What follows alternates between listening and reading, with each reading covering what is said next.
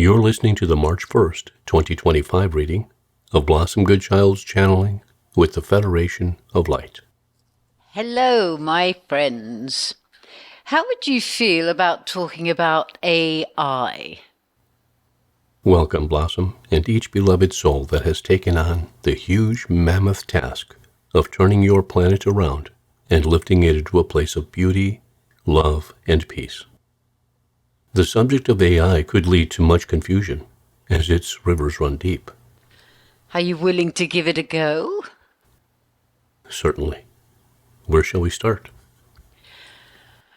Well, it seems that many are concerned that eventually AI will take over the world. Will it? Could it? Already we struggle a little, for there are so many aspects to this subject. Yes, it could take over a world. Does it have to be the one you are living within? No. You see, although there is much being presented now to prove that AI can work within itself, create itself further, given information it has accrued, and therefore appears to be of a higher intelligence than some humans, and we say that with tongue-in-cheek, it's a question of the vibration of the world allowing it to dictate in which direction it will serve. Indeed, many say it's an amazing tool, and yet it would depend on that very thing. It could be used for good or bad. So let us look at where we know your world is heading. We know the light has won. Therefore, we can say categorically that it will not be used to bring down that which the human form has lifted up. Your planet is changing rapidly, and vibrations are reaching frequencies that are off the charts, as you would use the term. Consider then that, this being the case, its intelligence would be used to enhance all that is, to assist the whole in ways of goodness, to assist in ways of improving that which is already known. Remember, it is artificial. Google says made or produced by human beings. It does not and cannot have a soul. Therefore, although it can create more of itself, it can only produce in a fashion in which it is programmed. Should it be that there are those who choose to program for the darker side of living, it would be that it would not survive on this planet. That's a packed statement. It is not alive to start with, yet you speak of survival, and you say, on this planet. I knew it would get complex. We did say it would. Keep in mind that anything and everything is possible. Therefore, there could be, already a place, space, in which AI is in charge of the entire goings-on of humans and robotics.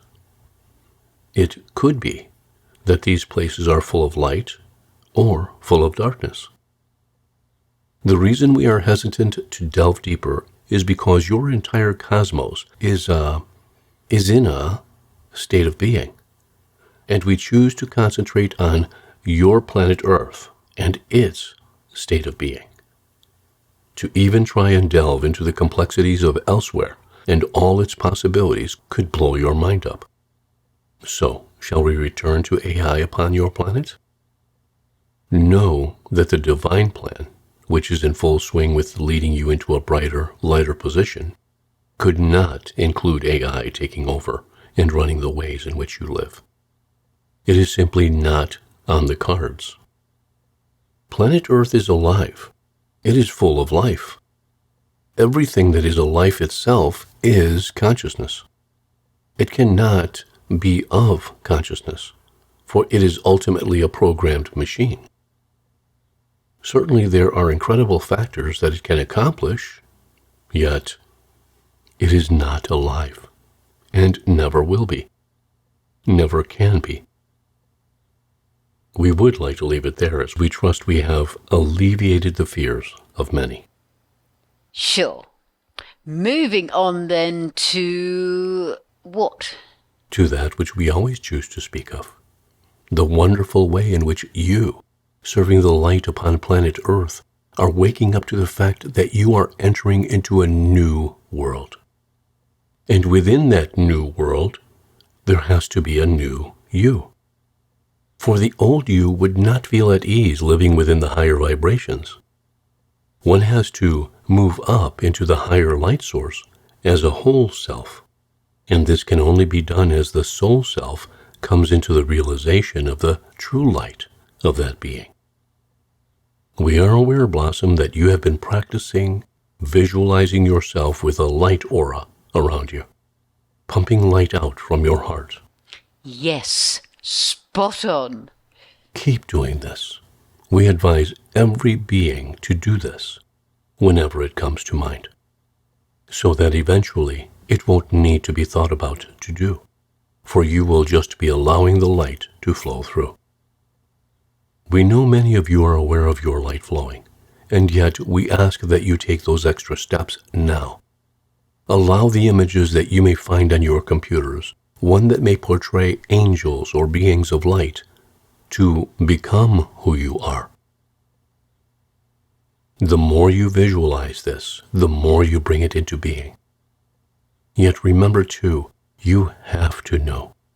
You have to feel this love, this light, this truth. Your feelings determine your vibration. That is an important statement, so we shall repeat. Your feelings determine your vibration. So then, by not only imagining, yet feeling the light surrounding you and beaming out from you, your vibration of such then allows you to become it. Added to that, the understanding of the power that your light holds, you are changing all around you into the higher vibration that you have become. Yet, if, for instance, I'm talking with someone who has not cottoned on to all of this and lives in a very negative vibration, how can my power of light bring that person into my vibration when they are not ready to be of it? I'm trusting that doesn't sound egotistical. That is a very smart question, Blossom. This is a long pause. Have I stumped you? We are deciding on which way to conduct the answer. As one understands the workings of vibrations and all its intricacies, just by knowing the truth of how one's power, through knowledge, can change the very atmosphere, the particles of air, the vibration can be transformed into that which lies within the soul sending out their light. Another soul who is perhaps playing a negative role for themselves for a while will undoubtedly receive the higher light, yet they may choose to not allow it in, not to accept it, for they need a little more wallowing to indulge in. So yes, you would be changing all around you into a higher vibration, yet regarding a soul's choice to accept it would determine whether they allowed their vibration to be uplifted by you or not. If they are not in the mood to do so, it does not mean that your power of love you are sending them would dissipate.